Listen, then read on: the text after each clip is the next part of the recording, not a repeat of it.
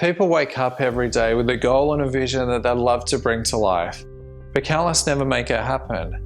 They struggle with stress, anxiety, and intense fear that they don't have what it takes to succeed, resulting in goals being buried deep, so the constant reminder of a dream unfulfilled doesn't cause them grief. They're afraid to step up and step out of their comfort zone. But what if you have a really big goal that you'd love to achieve, and despite trying every self-help strategy in the Peak Performance Handbook, you're no closer and you're certainly nowhere near giving up?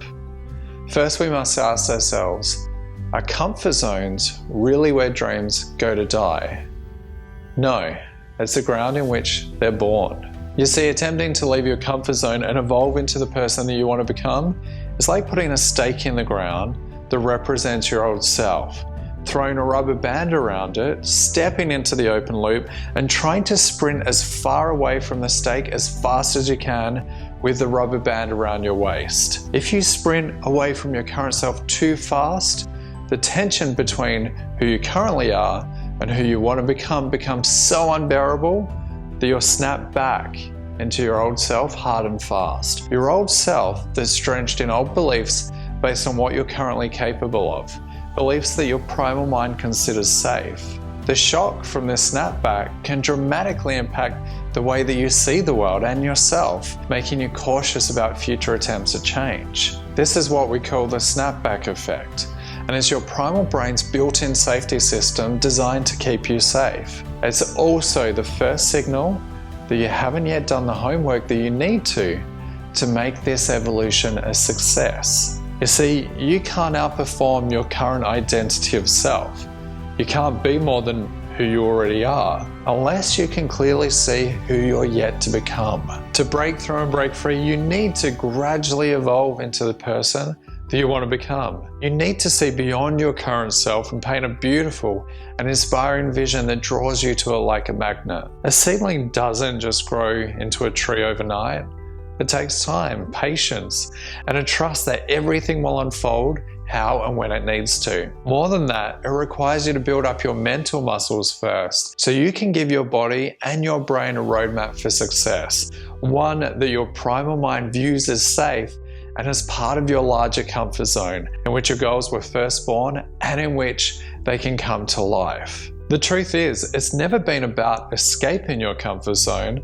It's always been about expanding it. But first, we have to understand the physiological and psychological aspect of what stops us in our tracks each and every time. And it's not just stepping outside of your current self that stops you. In a survey of over 25,000, we uncovered 76% of people are struggling with daily stress, and over 50% are dealing with daily depression, anxiety, and exhaustion. This won't just cause you to snap back into your comfort zone. Your primal brain will also turn on self-preservation mode, which is where it has to prioritize vital bodily functions over your goals, no matter what they are. In this state, you have an energy deficit.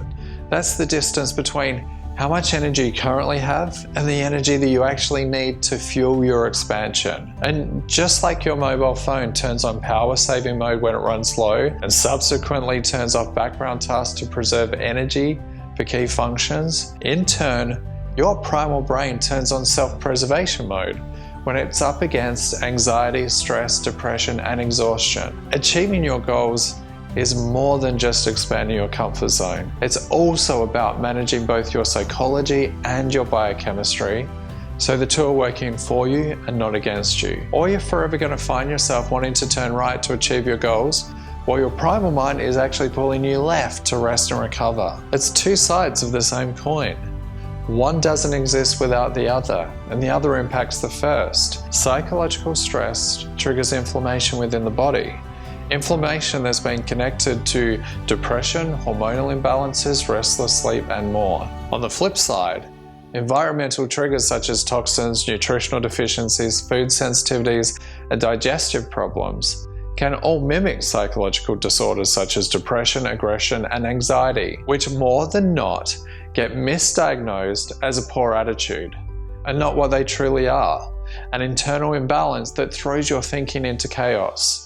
An imbalance that needs to be treated carefully. Imagine for a minute trying to reach your goals When you're constantly stressed out, you're filled with anxiety, fear, and dread, and you're constantly exhausted like 50% of the people that we surveyed. It's setting you up for failure from day one because it's forever going to trigger self-preservation mode, and you're forever going to feel like you're stuck spinning your wheels. To increase your likelihood of success and finally release the handbrake, we can't just focus on psychology.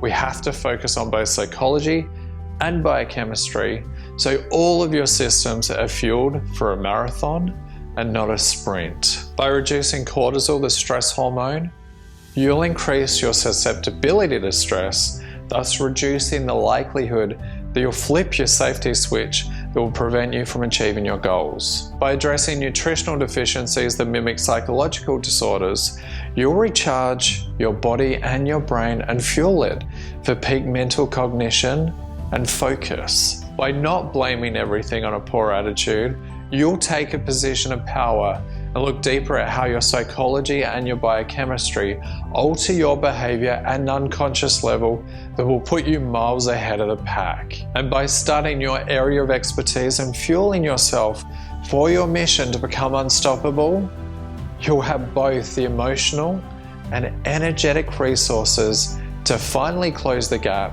from who you are to who you want to become. So instead of thinking that your comfort zone is a place where your dreams go to die, remind yourself it's the fertile ground in which they were first born and in which you will eventually flourish.